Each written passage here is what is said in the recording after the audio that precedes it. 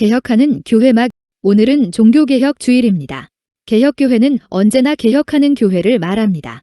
그렇기 때문에 개혁교회가 참 교회입니다. 그러나 이 개혁한다라는 말을 지금 오해하는 사람들이 많습니다. 이 개혁해야 한다는 말은 언제나 새로운 것으로 계속 새로운 것을 만든다는 뜻이 아닙니다. 우리가 성경에 무엇을 더하거나 빼거나 해서 새로운 것을 만든다면 그것은 재앙을 받을 일입니다. 개혁은 새로운 것을 만드는 것이 아닙니다. 이 사실을 꼭 붙잡으시기 바랍니다. 성경의 가르침 이외에 새로운 가르침을 말한다면 그것은 헤테르독시, 이설이요, 이단입니다. 재앙 받을 일입니다. 모든 진리는 지금 우리의 입장에서는 새로운 것으로 여겨지죠. 그러나 그 진리는 이미 과거부터 알려져 있었습니다. 그러므로 개혁은 과거로 돌아감으로써의 새로움입니다. 개혁은 알려진 과거의 진리로 돌아가는 것입니다. 이미 과거에 명백하게 알려진 그 진리로 돌아가는 길입니다. 곧 옛길입니다. 개혁자들은 새로운 것을 들고 나와서 종교개혁을 한 것이 아닙니다. 그들은 이미 알려진 진리를 가지고 종교개혁을 한 것입니다. 그래서 칼바르트는 칼빈이 새로운 교회를 만들려고 했던 것이 아니라 가장 오래되고 가장 참된 교회, 그러나 지금은 파괴된 교회를 그 오래된 참된 교회로 되돌리려고 했다라고 말한 것입니다. 진리는 이미 명백하게 알려져 있습니다.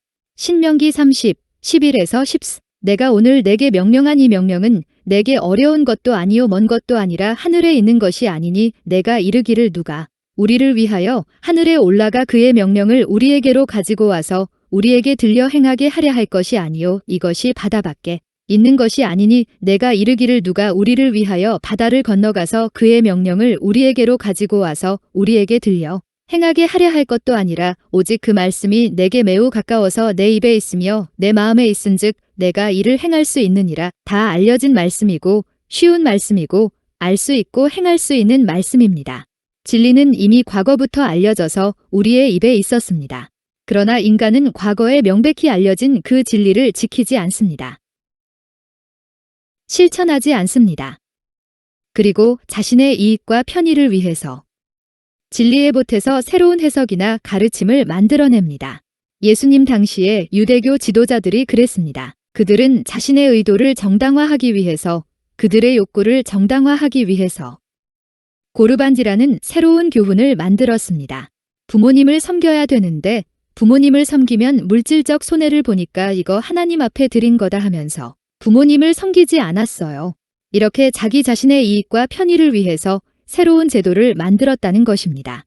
그러므로 개혁이라고 하는 것은 뭔가 새로운 것을 다시 만들어내서 전진하는 것이 아니라 그동안 원래 진리에서 더덕더덕 붙은 것들을 뜯어내는 것이 개혁이라는 것입니다. 그래서 이렇게 새로운 고르반이라는 새로운 교훈을 만들어내어 진리를 새로운 다른 것으로 바꿨습니다. 사람의 편리함과 쾌락을 채워주는 새로운 가르침을 만들었습니다. 개혁이란 인간의 즐거움과 편리를 위해서 고안된 이 새로운 교훈을 제거하는 것입니다. 주님은 고르반이라는 그 왜곡된 진리를 지적하셨습니다. 그 새로운 것을 버리고 과거에 명백하게 알려진 진리, 그 진리로 다시 돌아갈 것을 말씀하셨습니다. 그게 개혁입니다. 그렇다면 이미 과거부터 명백하게 알려진 진리, 이미 우리가 입으로 말하고 있는 그 진리 가운데서 가장 명백한 진리가 뭡니까? 하나님이 하나님이시다. 우리 기독교가, 우리 교회가 이 하나님이 하나님이시다 하는 진리로만 다시 돌아온다면 현재에 쓸데없는 여러 가지 부정적인 그런 모습들이 안 드러났을 것입니다. 하나님이 하나님이십니다. 그 말은 별함은 하나님이 아니란 말입니다. 성경의 첫 장인 창세기 한 장부터 끊임없이 말하고 있는 대로 인간이 하나님이 아니라 하나님이 하나님이라고 하는 진리입니다. 하나님이 하나님이라고 하는 진리를 부정하는 사람이 어디 있겠습니까? 그런데 있습니다. 교회의 역사와 인간의 역사는 온 세계가 결속해서 이 명백한 진리, 하나님이 하나님이시다 라는 이 명백한 진리를 부정해왔음을 교회의 역사와 인간의 역사가 증명해주고 있습니다. 다 여기서 벗어나려고 하는 하나님이 하나님이신 것이 아니라 어떤 인간도 하나님이고 자연도 하나님이고 과학도 하나님이라는 것들을 만들어내면서 하나님만이 하나님이라는 진리를 벗어나려고 합니다. 역사가 이것을 증명해주고 있다는 것입니다. 하나님이 하나님이 아니라 인간이 하나님이라고 하는 새로운 가르침, 딘본주의 을 만들고 전파하는 데에 전 세계가 하나가 되어 왔다는 것입니다. 하나님이 하나님이시라고 하는 진리는 우리 인간을 불편하게 합니다. 지금 현대 사회는 점점 우리 인간의 즐거움과 편리가 진리의 기준이 되고 우리 인간의 감정을 고양시키고 우리를 편하게 하는 것이 선이며 진리의 기준이 되고 있습니다. 모든 선과 진리의 기준, 표준으로서의 하나님과 성경을 고의적으로 무시하거나 아예 버리고 있습니다. 그러나 우리가 하나님이 아니라 하나님이 하나님이시라면 우리의 편리와 즐거움은 선과 진리의 기준이 될 수 없습니다. 오히려 우리가 진리이신 하나님께 우리 자신을 엄격히 맞추어야 합니다. 세상 모든 것이 우리 인간에게 봉사해야 하는 것이 아니라 거꾸로 우리의 모든 것이 하나님의 진리에 따라 통제되어야 합니다. 억제되어야 합니다. 그런데 지금 현실은 세상 모든 것이 결국은 인간의 편리를 위해서 하나님처럼 섬기고 있습니다. 개혁이란 이런 거대한 인본주의적 흐름을 신본주의로 되돌리는 일입니다. 자, 그중에 대표적 하나가 이런 겁니다. 우리는 예배를 받는 자가 아니라 예배하는 자입니다. 하나님 앞에서 예배하는 자입니다. 그런데 사실 설교 하나만 보더라도 그 주제와 중심과 초점이 사람, 곧 듣는 청중에게 포커스가 맞춰져 있습니다. 어쩌면 사람의 편리와 기쁨을 위한 설교요, 예배인 듯 합니다. 그래서 한참 유행했던 것이 열린 예배, 열린 교회. 물론 사람들을 교회로 끌어들이기 위한 어떤 접근하는 방식으로 그런 방법들을 동원했겠지만 그게 심해지면 진리와 거꾸로 가서 예배의 주체이신 하나님은 없어지고 우리 인간의 편리를 위해 진리가 바꿔졌다면 우리는 개혁되어져야 합니다. 제가 한때 수련회나 부흥회를 강사로 많이 인도했지 않았습니까? 저를 초청하는 쪽에서 부탁하는 거 딱 하나 있어요. 강사님이 재밌게 해달라는 겁니다. 지금 엄격한 진리를 말해서 인간들이 바꿔져야 되고 깨져야 되고 무너져야 되고 회개해야 되고 하나님 앞에 나와서 자기를 바꿔야 되는 그런 메시지를 전해야 되는데 설교 재밌게 해야 된다니 이 둘을 조합하면 그런 진리의 말씀을 재밌게 전해달라는 것이죠. 그래서 진리를 재밌게 전하는 사람이 좋은 인기 강사가 되는 거죠. 약간 씁쓸합니다. 여러분, 우리 인간은 예배받는 자가 아니라 예배하는 자입니다. 하나님 중심적인 예배. 이런 것들이 우리를 불편하게 하지만 개혁이란 뭘 새롭게 하는 게 아니라 원래에 있던 그 자리를 찾아가는 것입니다. 그리고 인간은 열심히 그리고 은밀하게 인간이 하나님이라고 하는 새로운 교훈을 만들어가고 있습니다. 인간이 만물의 척도이고 우리 인간의 즐거움과 편리가 진리의 기준이 되는 것이죠. 우리의 감동과 재미를 주는 것이 진리가 됩니다. 선이 됩니다. 그러나 우리에게 어려운 것, 신본주의에 가진 것, 즉 우리가 그것에 힘들게 맞추어야 하는 것은 위선적인 것이고 억압적인 것이 되는 것입니다.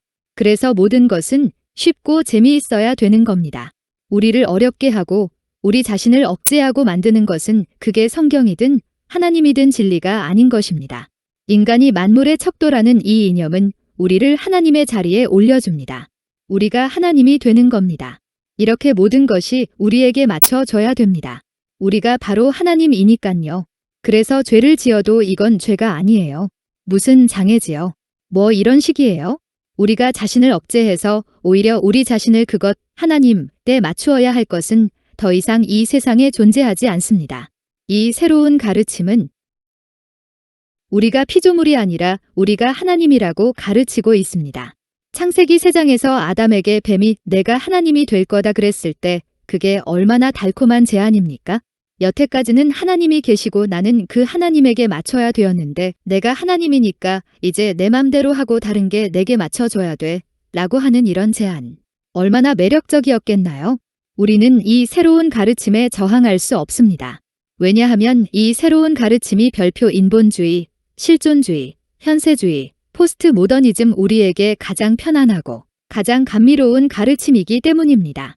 누군가가 우리를 하나님의 자리에 올려준다면 그것보다 더 우리를 만족시킬 수 있는 것이 없기 때문입니다.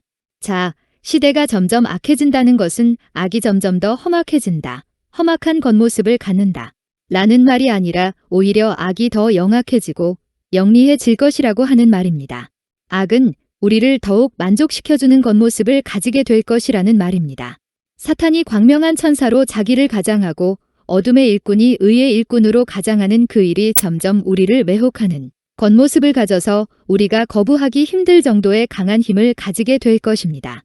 악은 우리더러 하나님의 자리 올라가라고 하는 아주 굉장히 교묘한 그런 방법들로 우리에게 접근해 온다는 것이죠. 일례로 저는 목회자이기 때문에 우리 성도님들을 섬겨야 되지 않습니까? 근데 성도를 섬긴다라는 것이 인간은 하나님의 자리에 올림을 의미하지는 않습니다. 진정 인간을 섬긴다라는 것은 인간을 인간의 자리에 올바로 머물도록 만들어주는 것입니다. 너는 인간이고 너는 하나님을 예배하는 자이고 너는 너의 자리에 있어야 돼. 라고 계속 알려주는 것이 인간을 섬기는 것입니다. 인간을 예배받는 자가 아니라 예배하는 자의 자리에 머무르게 하는 것을 의미합니다. 이것이 목회자의 존재 이유입니다. 이런 면에서 목회자인 저도 이 부분에 있어서 개혁해야 될 부분이 있으면 개혁해야 돼요. 여러분들이 계속 잘못된 길로 가고 있는데 잘하고 계십니다. 이렇게 말해준다면 저는 개혁되어야 됩니다. 물론 가급적 예쁘게 지적해주고 예쁘게 바꿔줄 수 있게 해야죠. 별표 부드럽게 제쁘게 라는 말을 제가 할 수 없이 넣는 겁니다. 거칠게 얘기하면 옆에 교회로 가니까요. 그러니까 인간을 인간의 자리에 머물도록 인간을 섬겨야 되는 거죠. 칼빈은 기독교 강용의 앞부분에서 하나님에 관한 지식과 인간에 관한 지식은 긴밀하게 연결되어 있다고 말했습니다.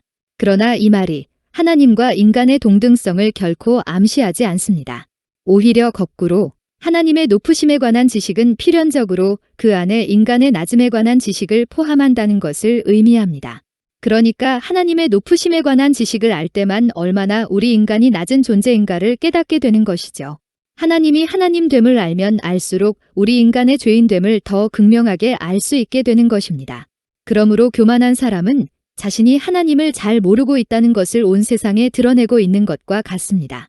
하나님을 진짜 알면 절대로 사람은 교만할 수 없기 때문입니다. 하나님의 크심을 알면 우리 인간이 얼마나 아무것도 아니라는 것을 알게 되는 것이죠. 성경 말씀에 의하면 인간은 하나님의 벗입니다. 하나님의 파트너입니다. 그러나 이 말이 인간이 하나님과 동등하다라는 것을 의미하진 않습니다. 그러나 아담을 유혹했던 그 유혹 있잖아요.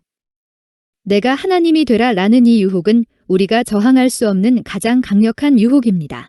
이미 알려진 진리 가운데서도 가장 확실한 진리는 뭐라 그랬죠? 하나님은 하나님이시다.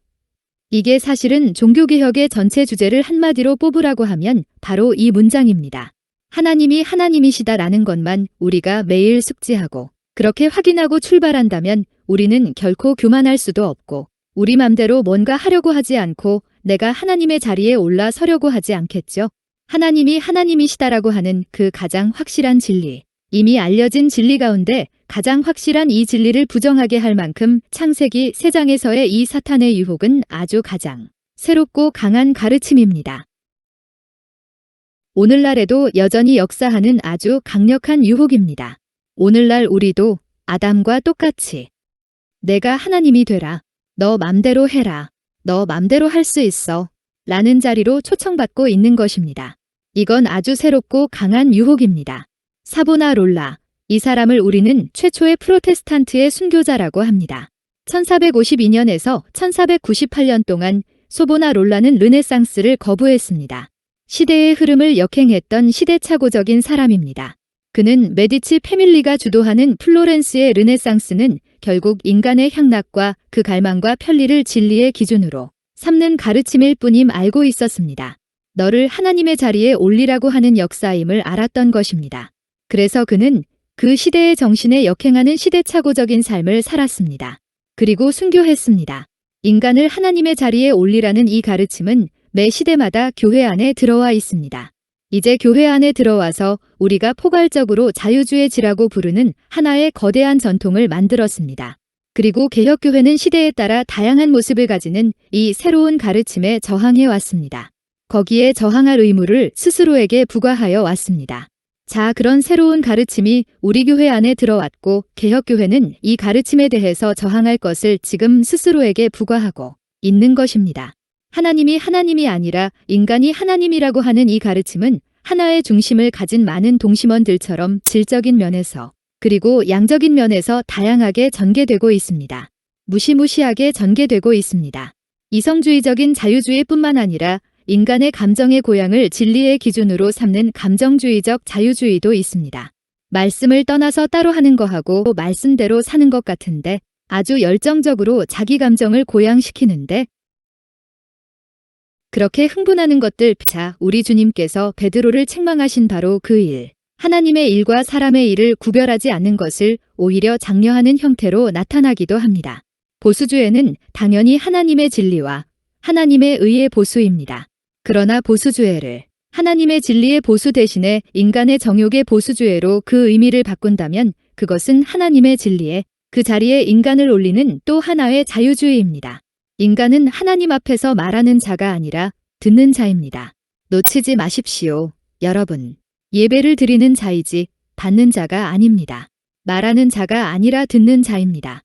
듣는 자로서의 인간을 하나님과 동등하게 말하는 자의 자리에 올리는 것은 거룩함과 속됨을 구별하지 못하는 것입니다. 여러분, 제가 주일 예배 시간에 말씀을 선포할 때 여러분에게 본문 말씀을 읽게 하거나 그렇게 하지 않습니다.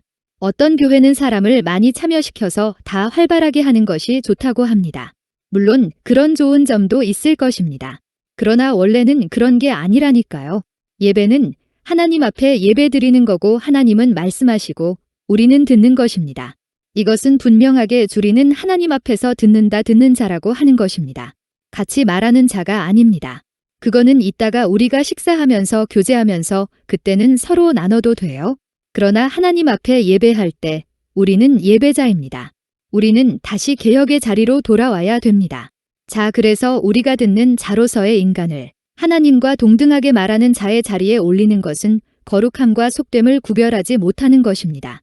그리고 세계는 그리고 문화는 이론적, 실천적으로 또 어떤 때는 명시적으로 또 묵시적으로 이 새로운 이념을 확장하는 일에 결속되어 왔습니다. 어마어마한 대적이 있습니다. 영의 눈을 딱 열면 TV에서 어떤 영화 하나 나오는 것만 보더라도요. 요새 나오는 드라마, 게임, 아수라장 이런 거 있잖아요. 그런 영화들은 섬찟합니다. 그런 영화들이 우리에게 쫙 깔려지면서 내가 하나님이라는 것입니다. 내가 결정하고 내가 알아서 하라는 것입니다. 근데 성경은 그렇게 말하고 있지 않습니다. 온 인류가 명시적으로, 묵시적으로, 이념적으로, 실천적으로 인간을 하나님의 자리에 올리는 이 일에 결속되어 왔습니다. 우리가 예배를 드린다라는 것은 말씀하시는 하나님 앞에 나오는 것입니다. 철저히 듣는 자로 나오는 겁니다. 따라서 우리는 예배에서 말하는 자가 아니라 듣는 자입니다. 설교는 그것이 하나님의 말씀의 대언임을 가정할 때 칼빈의 말대로 예배의 혼입니다. 예배의 혼, 생명, 이 말씀입니다. 설교입니다. 따라서 설교에서 우리는 더욱 철저하게 듣는 자입니다. 들으셔야 됩니다. 따라서 하나님의 말씀이 봉독될 때의 인간은 가장 절대적으로 그리고 가장 철저하게 듣는 자입니다. 현대를 세속주의 시대라고 부릅니다. 세속주의란 세상의 모든 것이 속되다는 주장입니다. 그래서 거룩의 영역, 성홀리의 영역이 세상에는 없다는 주장입니다. 이게 세속주의입니다. 여기서 거룩하다, 속되다라는 것은 별표 홀리 오히려 인간이 자신을 거룩한 것에 맞추어야 함을 의미합니다. 인간이 자신의 즐거움과 편의를 위해서 세상 것을 사용할 수 없는 것을 의미하는 것입니다. 성일, 그리고 성전의 의미가 바로 이런 것입니다. 하나님은 세상을 만드셨을 때에 모든 것을 다 성스럽게 하신 것도 아니고 모든 것을 다 속되게 하신 것도 아닙니다. 에덴 동산의 각종 나무의 실과는 아담이 임의로 먹게 했습니다. 맘대로 먹으라고 했습니다. 그 자신을 위해서 다 사용하게 했습니다. 그러나 두 나무의 실과는 먹지 말라고 했습니다. 먹지 못하게 구별했습니다. 생명나무하고 선악을 알게 하는 나무. 그것을 사용하고 싶은 마음이 있어도 못하게 하셨습니다. 우리의 삶에 거룩의 영역, 성의 영역이 있다는 것은 그것이 아무리 좋아도 우리가 이용할 수 없는 영역이 있다는 것입니다.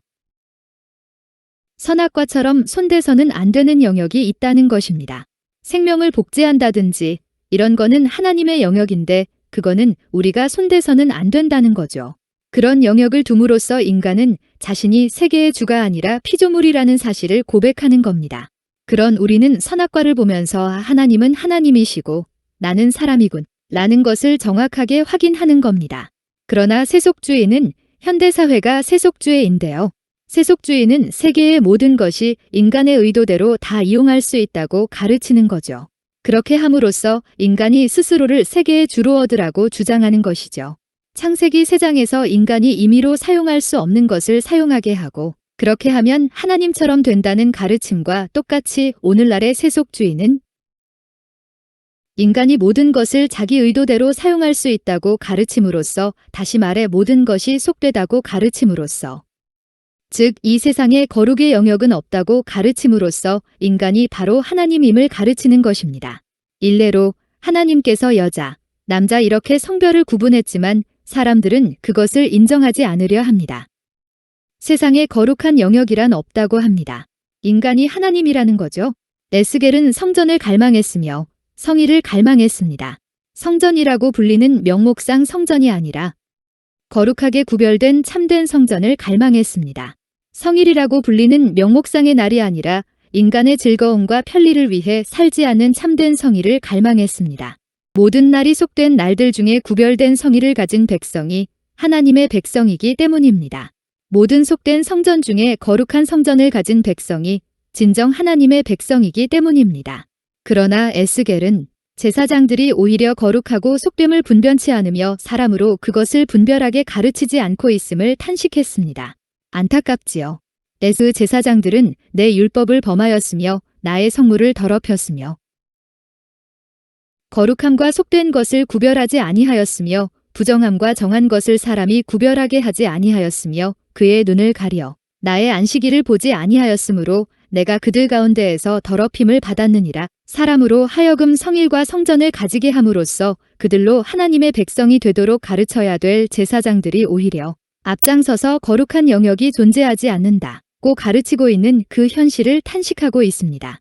거룩의 영역의 봉사자인 그들이 오히려 거룩의 영역을 부정하는 세속주의자임을 에스겔은 탄식하고 있는 것입니다. 마치는 말. 하나님이 하나님이시고 인간은 인간이라고 하는 이 진리는 이미 과거에 명백하게 알려진 진리입니다. 창세기 1장에서부터 이 말씀이 증거되어 왔습니다. 이미 우리 입에서 말했던 진리입니다. 따라서 이 진리는 조금의 더함이나 뺨이 있어서는 안 됩니다. 하나님이 하나님이시다 라는 진리를 부정하거나 약화시키는 어떤 가르침이 있어서도 안 됩니다. 그것을 암시하는 어떤 실천도 있어서는 안 되는 것입니다. 그러나 세계는 계속해서 이 진리를 부정해왔습니다. 다양한 빛의 모습으로 인간을 하나님과 동등한 자리에 올리는 어둠의 가르침을 만들어 왔습니다. 이론으로 실천으로 명시적으로 또 암시적으로 이 새로운 어둠의 가르침을 전파해왔습니다. 개혁교회는 언제나 개혁하는 교회입니다. 개혁교회는 이미 과거에 알려진 그 명백한 진리로 돌아가는 그 전투 중에 있는 교회인 것입니다. 터툴리안, 켈빈, 칼바르트가 이 싸움을 싸웠습니다. 하나님께서 목사를 세우신 이유는 인간을 하나님의 자리에 올리는 그 일에 저항해서 인간은 인간의 자리에 두기 위함이며 인간은 예배를 받는 존재가 아니라 하나님께 예배하는 존재임을 증거하기 위해서 하나님께서는 목사를 세운 겁니다. 그렇게 함으로써 진실로 인간을 섬기게 하기 위해서인 것입니다. 교회의 현재와 미래가 오늘 우리들이 이미 과거에 명백히 알려진 진리, 이미 우리가 우리의 입으로 말하고 있는 진리, 하나님이 하나님이시라고 하는 진리에 대해 어떤 자세를 갖느냐에 의해서 결정되고 있음을 잊지 말아야 합니다. 모든 교회에 일어서고 넘어짐이 하나님이 하나님이시라고 하는 고백의 진정성 의해서 결정되고 있음을 잊지 말아야 할 것입니다. 기도하겠습니다. 하나님 아버지, 오늘 종교개혁 주의를 맞이해서 하나님의 그 하나님 되심, 이미 잘 알려진 그 진리, 우리의 입으로 이미 고백했던 그 진리, 그곳으로 다시 돌아가기를 원합니다. 그동안 주님을 믿는다고 하면서 이것저것 더덕더덕 붙여놓았던 하나님의 말씀을 떠난 여러 가지 것들을 오늘 하나님, 우리 교회가 뜯어내게 해주시고 우리 자신이 뜯어내게 하여 주셔서 다시 그 명백한 진리로 돌아갈 수 있도록 저희들을 인도하여 주시고 끊임없이 개혁하는 일에 저희가 부지런히 참여할 수 있도록 은혜를 베풀어 주시기를 원합니다. 감사드리오며 주 예수 그리스도의 이름으로 기도드리옵나이다.